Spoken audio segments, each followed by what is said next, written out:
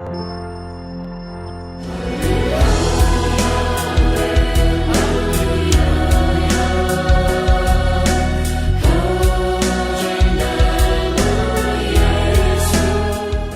Bapak Ibu yang dikasihi Tuhan Yesus, mari kita berdoa.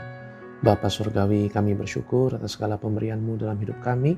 Kami boleh punya Engkau ya Allah dalam hidup kami, punya tujuan dalam hidup kami, yaitu kembali kepadamu ya Bapa Surgawi, dan menjalankan apa yang terbaik yang bisa kami kerjakan sebagai tugas panggilan kami selama di bumi. Biarlah kami mengerjakan bagian kami, dan biarlah kami semua hamba-hamba Allah, domba-domba Tuhan Yesus, dimanapun kami ditempatkan di seluruh bumi, menerima panggilan kami dan memastikan panggilan kami untuk bekerja bagi Tuhan Yesus kami, untuk mendapatkan hasil, menghasilkan buah yang menyenangkan Bapa Surgawi kami dalam Tuhan Yesus karena kuasa Roh Kudus yang dianugerahkan dalam hidup kami. Dalam nama Tuhan Yesus kami terima anugerah, panggilan, kuasa memberkati, kemuliaan nama Yesus kami ini. Dalam nama Tuhan Yesus, amin.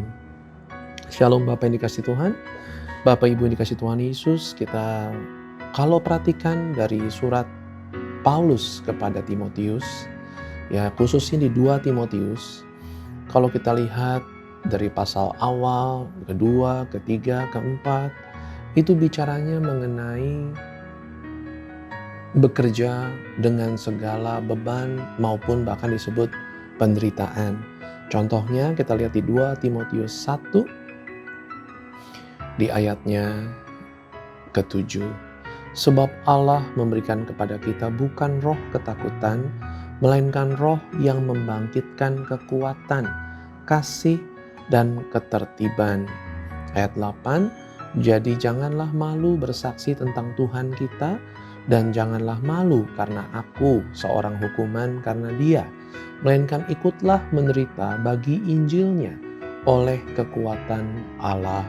Ayat 9, Dialah yang menyelamatkan kita dan memanggil kita dengan panggilan kudus, bukan berdasarkan perbuatan kita, melainkan berdasarkan maksud dan kasih karunia-Nya sendiri yang telah dikaruniakan kepada kita dalam Kristus Yesus sebelum permulaan zaman.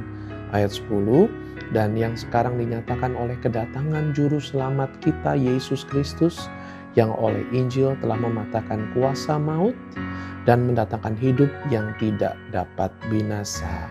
Jadi ayat 10-nya penting dengan segala kesulitan yang disebutkan di ayat sebelumnya, kasih karunia yang ujung-ujungnya ada penyataan, ya, appearing of Savior Jesus Christ. Jadi penyataan kedatangan Tuhan Yesus kita kelak sebagai juru selamat. Kata juru selamat berarti yang menyelamatkan, yang paling utama menyelamatkan kita semua. Nah, tapi selamat itu kan definisinya bukan tidak ada luka dalam suatu kecelakaan, tapi tidak kehilangan nyawa atau hidup. Jadi bukan tidak luka-luka, tapi sungguh pun luka-luka ataupun tidak luka-luka, mau lukanya banyak, sedang, ataupun sedikit, ataupun tidak luka-luka, selamat artinya tidak kehilangan nyawanya, bukan tidak kehilangan anggota tubuh, tapi tidak kehilangan nyawanya. Itu artinya selamat, ya. Dan juga Injil yang telah mematahkan kuasa maut dan mendatangkan hidup yang tidak dapat binasa. Jadi bicara mengenai Injil atau kabar baik mengenai hidup, tidak mati, tetap selamat, dan justru mendapatkan keselamatan kekal versi Allah. Padahal murid-murid Yesus termasuk Paulus yang bicara dan semua orang-orang di zaman waktu itu yang adalah Kristen sejati, mereka tidak masalah menderita dan kehilangan banyak hal di dunia untuk Tuhan Yesus. Bahkan mereka pada dasarnya banyak sekali yang akhirnya kehilangan nyawa. Bukan hanya kehilangan harta, tapi kehilangan nyawa dan nyawa dari orang-orang yang mereka sayangi juga. Ya, jadi kita bicara di situ contohnya nanti ayat 12, itulah sebabnya aku menderita semuanya ini, tetapi aku tidak malu, karena aku tahu kepada siapa aku percaya dan aku yakin bahwa Dia berkuasa memeliharakan apa yang telah dipercayakannya kepadaku hingga pada hari Tuhan. Jadi di harinya Tuhan, ya kita percaya nanti Tuhan datang, Tuhan akan berikan upah kepada semua hamba-hambanya Tuhan Yesus. Ya, jadi kita percaya kuasa Roh Kudus, kita percaya kedahsyatan kuasa Roh Kudus ini, kita percaya karunia-karunia Roh Kudus, karunia nubuat, karunia mujizat, karunia pengajaran, karunia melayani, memberkati, memimpin, karunia-karunia yang Tuhan berikan itu bukan supaya kita kekurangan, tapi kita berkecukupan, bahkan bisa saking banyaknya kecukupan kita bisa mengorbankan, membagi apa yang ada pada kita untuk nama Yesus kita. Sehingga di pasal 1 sudah kelihatan sekali, yuk kita berjuang. Di pasal 2-nya, ya, kita juga lihat di ayat 3 contohnya.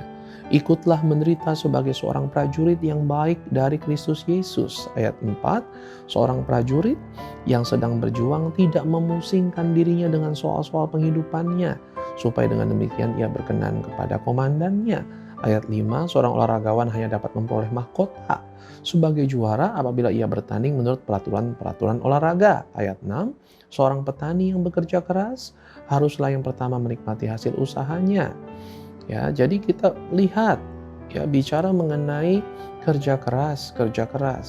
Nah, baru kita lihat lagi di pasal 3-nya, di akhir zaman katanya ayat 2, manusia akan mencintai dirinya sendiri dan menjadi hamba uang. Mereka akan membual dan menyombongkan diri, mereka akan menjadi pemfitnah, mereka akan memberontak terhadap orang tua dan tidak tahu berterima kasih, tidak memperdulikan agama. Ayat 3, tidak tahu mengasihi, tidak mau berdamai, suka menjelekkan orang, tidak dapat mengenang diri, garang, tidak suka yang baik. Ayat 4, suka mengkhianat, tidak berpikir panjang, berlagak tahu, lebih menuruti hawa nafsu daripada menuruti Allah. Ayat 5, secara lahiriah mereka menjalankan ibadah mereka, tetapi pada hakikatnya mereka memungkiri kekuatannya. Jauhilah mereka itu. Ya, jadi kita lihat di pasal 3 pun kita bisa lihat bahwa orang-orang lain mereka tetap beribadah. Pada dasarnya mereka tidak menjadi lebih baik setelah dipanggil. Panggilan kudus loh Bapak Ibu. Tapi mereka tetap memilih dunia, bukan memilih Allah. Mereka tidak berpikir menjadi hambanya Tuhan Yesus atau pelayannya Tuhan Yesus. Tapi malah mereka menggunakan kuasa Tuhan Yesus bukan untuk memberkati orang banyak, menguduskan orang banyak, memuliakan nama Yesus pada orang banyak, tapi untuk kepentingan mereka sendiri. Ya, nah di pasal 4-nya kita lihat bahwa kita disuruh untuk lebih tegas. Di ayat 2, beritakanlah firman, siap sedialah baik atau tidak baik waktunya, nyatakanlah apa yang salah, tegurlah dan nasihatilah dengan segala kesabaran dan pengajaran. Ya, jadi banyak guru-guru di ayat 3, karena akan datang waktunya orang tidak dapat lagi menerima ajaran sehat, tetapi mereka akan mengumpulkan guru-guru menurut kehendaknya untuk memuaskan keinginan telinganya. Mereka akan memalingkan telinganya dari kebenaran dan membukanya bagi dongeng. Ayat 5, tetapi kuasailah dirimu dalam segala hal, sabarlah menderita, lakukanlah pekerjaan pemberita Injil dan tunaikan tugas pelayananmu. Ayat 6, mengenai diriku, darahku sudah mulai dicurahkan sebagai persembahan dan saat kematianku sudah dekat.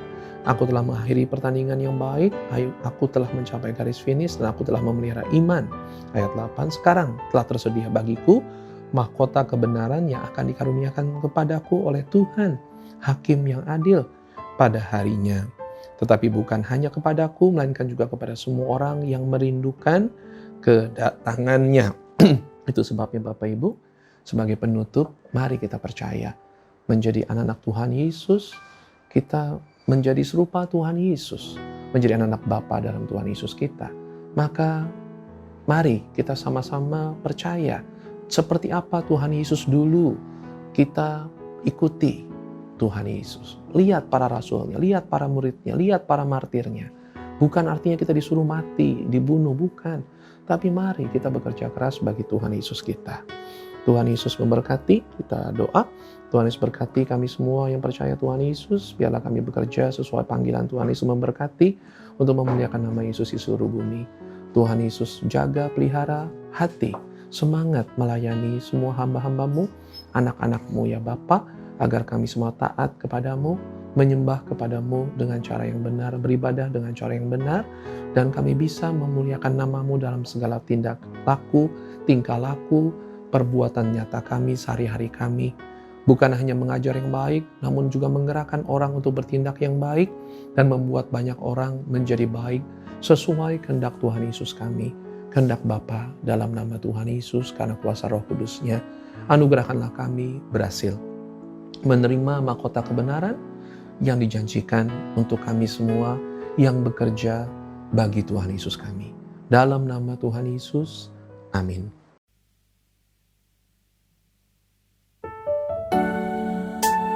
Karena Yesus aku ada, karena Yesus aku hidup. Yesus, kami mau mengabdi selamanya padamu.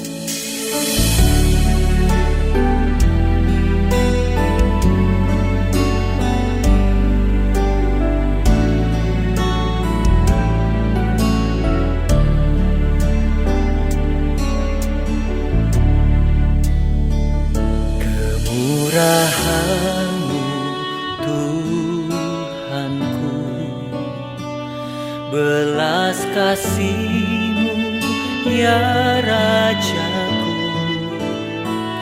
aku mau ikut Engkau saja, karena Yesus cintaku.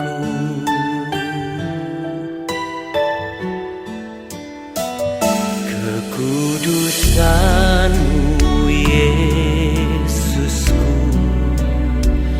karya salib-Mu menebusku, aku milik-Mu selamanya, jadi abdi Yesusku.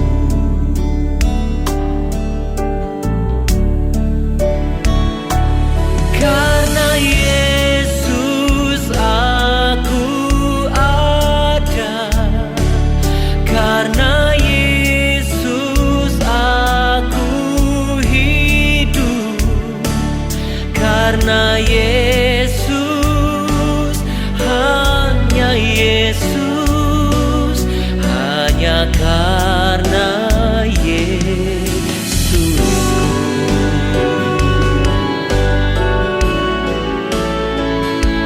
Karena kemurahan-Mu membuat kami hidup, karena belas kasih-Mu kami ada, Tuhan. Yesus, kami bersyukur kepadamu, Tuhan.